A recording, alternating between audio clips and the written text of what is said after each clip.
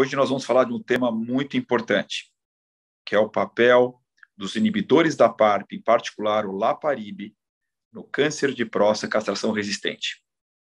Há pouco tempo atrás, no Brasil, o Olaparib foi aprovado em pacientes com doença metastática castração resistente, que haviam falhado enzalutamida ou abiraterona no primeiro tratamento e que foram randomizados, então, entre Olaparib, na dose de 300 miligramas 2 vezes por dia, versus enza ou abiraterona, de acordo com o tratamento prévio.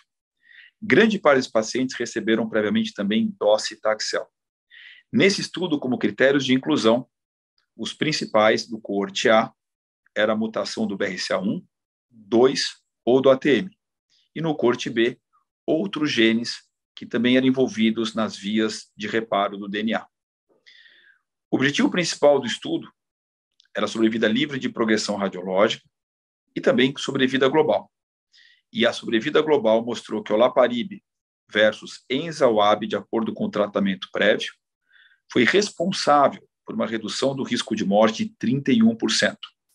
Portanto, esse estudo chamado PROFOUND, baseado nesses dados, além da sobrevida livre de progressão radiológica e resposta e segurança, levou à aprovação de Olaparib no nosso meio, aqui no país, para pacientes, outra vez, com doença metastática, castração resistente, expostos a enzalutamida ou abiraterona previamente, e que tinham, outra vez, uma mutação de BRCA1 ou BRCA2 ou do ATM. Portanto, pela primeira vez, uma aprovação de uma droga alvo dirigida. Baseado nesse importante estudo, foi então feito um estudo chamado PROPEL, que recentemente foi apresentado na ASCO Geniturinário pelo Dr. Fred Saad.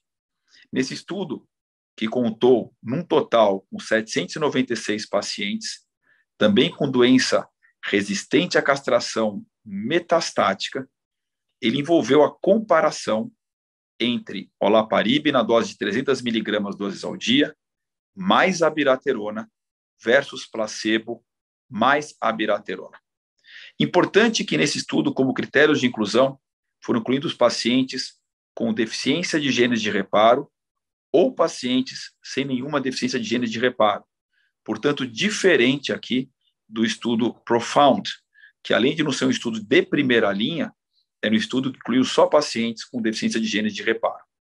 Além disso, poder-se-ia ter feito previamente docetaxel ou algum anti-hormônio de última geração, mas esse último com interrupção em não menos, do que 12 meses em relação à inclusão no protocolo.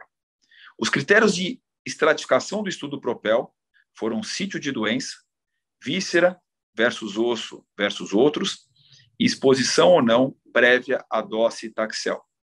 E o objetivo principal era mostrar que o Olaparib mais abiraterona versus placebo mais abiraterona conferia uma vantagem na sobrevida livre de progressão radiológica. O objetivo secundário, colocado como importante ou mais importante, era avaliar a sobrevida global, e outros objetivos eram avaliar se essa combinação era superior a placebo com abiraterona em termos de próximos tratamentos, evitar complicações ósseas, taxa de resposta, segurança, etc., além de qualidade de vida. Portanto, nesse estudo, o que a gente observa como característica dos pacientes é que, ao redor de aproximadamente 28% dos pacientes tinha uma deficiência de algum gene de reparo, e a grande maioria, 3/4 praticamente, não tinham deficiência dos genes de reparo. E os resultados, então, como objetivo principal, mostrou que a combinação de Olaparib mais abiraterona, frente a placebo mais abiraterona, que a combinação resultou numa redução do risco de progressão radiológica ou morte de 34%. A vantagem na mediana da sobrevida livre de progressão radiológica foi ao redor de 8 meses. E em 2 anos, o número absoluto de 18% a mais de pacientes no braço da combinação estavam vivos e sem progressão radiológica frente ao braço do placebo e abiraterona. Portanto, o resultado absolutamente fantástico em termos de hazard ratios e de mediana. Quando a gente olha a análise de subgrupo, o benefício da combinação foi extensivo a todos os subgrupos, incluindo, surpreendentemente, os pacientes sem deficiência de gênero de reparo. O hazard ratio para quem tinha deficiência de gênero de reparo foi de 0,50 para sobrevida livre de progressão radiológica e de 0,76 para quem não tinha deficiência de gênero de reparo. Portanto, benefício estendido para todos os subgrupos, incluindo a presença ou não de deficiência de genes de reparo. Portanto, um dado muito importante. Além desse dado, que era o dado mais significativo, o objetivo principal, o primário do estudo, observou-se que a combinação aumentou a taxa de resposta em 10%, prolongou o tempo para o próximo tratamento e, surpreendentemente, pela boa tolerabilidade de olaparib, não piorou a qualidade de vida. Ela foi semelhante entre olaparib e abiraterona versus placebo e abiraterona. Em termos de sobrevida global, existe uma pequena diferença, mas ainda não significativa, obviamente porque o tempo de segmento ainda não é longo o suficiente.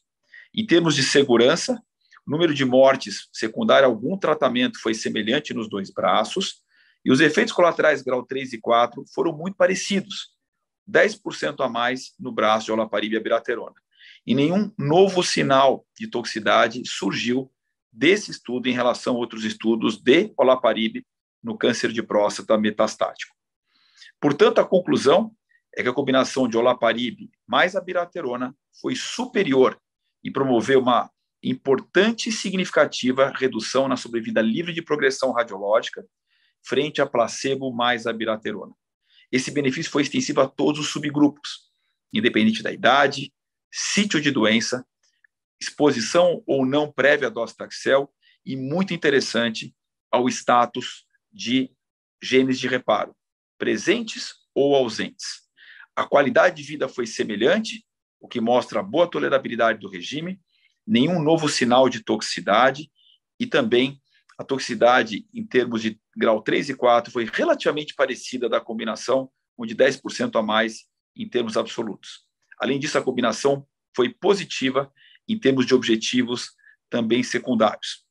Obviamente, isso denota um novo marco no tratamento do câncer de próstata recente à castração, como primeira linha de tratamento, e a gente espera, obviamente, para consagrar de modo definitivo essa combinação, até em termos de aprovação pelas agências internacionais, inclusive a nossa, os dados de sobrevida global, que ainda é, no câncer de próstata recente à castração, eu diria que um dos parâmetros mais importantes, se não o mais importante.